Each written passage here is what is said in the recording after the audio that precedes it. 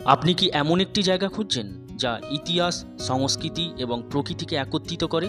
তাহলে আপনি অবশ্যই একদিন কাজের ছুটির ফাঁকে চলে আসতে পারেন কলকাতার প্রিন্সেপ ঘাট। কেমন আছেন বন্ধুরা? আশা করি সবাই ভালো আছেন। তাই আজ আমি চলে এসেছি কলকাতার প্রিন্সেপ ঘাট ঘুরে দেখতে। কলকাতার প্রিন্সেপ ঘাট কিভাবে আসব? চলুন তাহলে দেখে নিই কিভাবে আসতে হবে।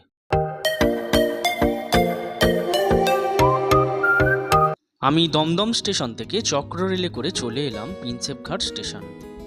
এই প্রিন্সেপ ঘাট স্টেশন আসার জন্য আপনাকে দমদম স্টেশন থেকে ভায়া প্রিন্সেপ ঘাট হয়ে যে ট্রেনগুলি মাঝেরহাট স্টেশন যায় সেই ট্রেনে করে চলে আসতে হবে প্রিন্সেপ ঘাট স্টেশনে। এছাড়াও আপনারা হাওড়া এবং শিয়ালদা থেকে অনেক বাস আছে, বাসে করেও চলে আসতে পারেন প্রিন্সেপ ঘাট।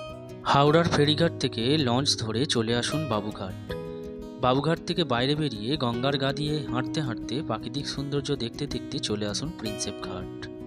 প্রিন্সেপ ঘাট স্টেশনের 1 নম্বর প্ল্যাটফর্মে নেবে সামনের দিকেই তাকাতেই দেখতে পাচ্ছি বিদ্যাসাগর সেতু।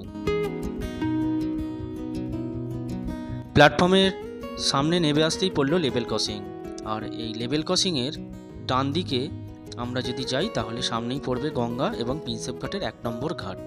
আমি এখন লেভেল ক্রসিংয়ের বাঁ দিকে যাচ্ছি। বাঁ দিকে গেলেই পড়বে মনুমেন্ট। স্টেশন থেকে 1 মিনিটেই পৌঁছে গেলাম মনুমেন্টের প্রবেশপথের সামনে। মনুমেন্ট প্রবেশ করার সামনেই পড়ল প্রিন্সেপ ঘাট সৌধ। আমি এখন চলে এলাম মনুমেন্টের সামনে। আর মনুমেন্টের পাশেই মাথার উপর দিয়ে চলে গেছে বিদ্যাসাগর সেতু, যা এই জায়গাটির সৌন্দর্য আরও বাড়িয়ে তুলেছে। মনুমেন্টের সামনেই মাঠের ওপর দাঁড়িয়ে আছে একটি বড় হাতি, তার পাশে দাঁড়িয়ে আছে আরও 2টি ছোট ছোট হাতি। মনুমেন্টের সামনেই মাঠের চারিদিকে রয়েছে বসার জন্য চেয়ার।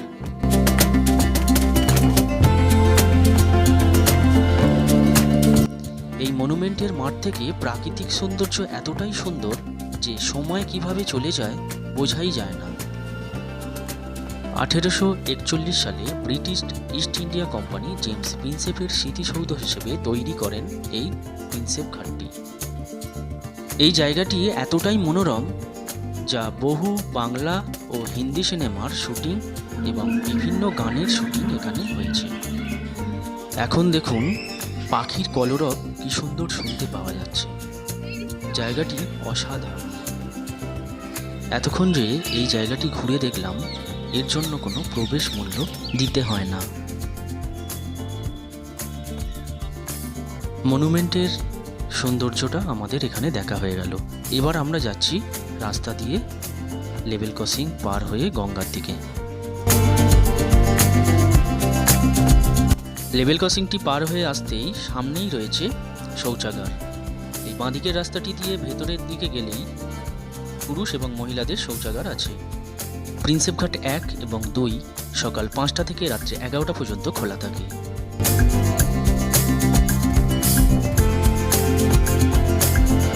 সামনেই রয়েছে প্রিন্সেপ ঘাটের 1 নম্বর ঘাট।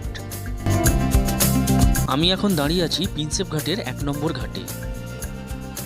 এই 1 নম্বর ঘাট থেকে দেখে নেওয়া যায় হুগলি নদীর শান্ত জলের ধারা ও তার উপর মাথা তুলে দাঁড়িয়ে আছে বিশালাকার বিদ্যাসাগর সেতুর মন মাতানো দৃশ্য।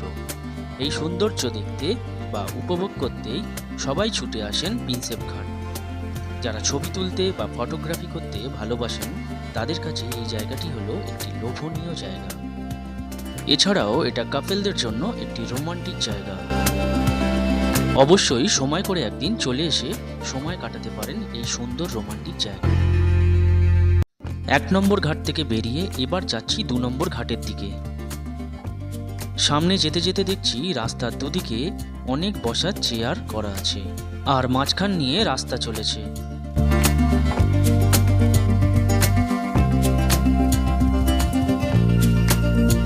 এই রাস্তার ধারে চেয়ারে বসে কিছুটা সময় কাটানো যেতে পারে। এখন আমি চলে এলাম প্রিন্সেপ ঘাটের 2 নম্বর ঘাটে। আর এই ঘাটে অনেক নৌকা দাঁড়িয়ে আছে, আর নৌকাগুলি খুব সুন্দর করে সাজানো।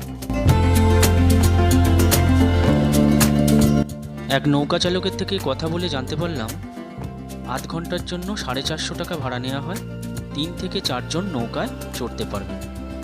আপনারা যদি নৌকা চড়তে চান তাহলে একটু দাম দর করে নেবেন।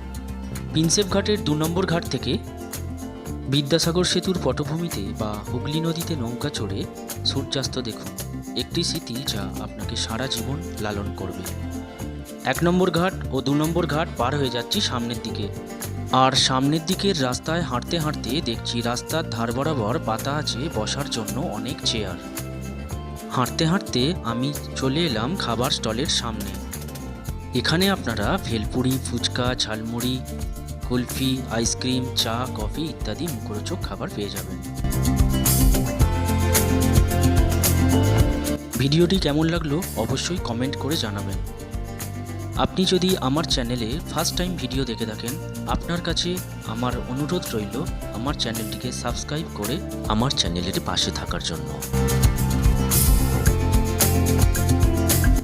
সবাই সুস্থ থাকুন, ভালো থাকুন, আনন্দে থাকুন। এখানেই ভিডিওটি শেষ করছি। আবার দেখা হবে অন্য কোনো ভিডিও নিয়ে। নমস্কার।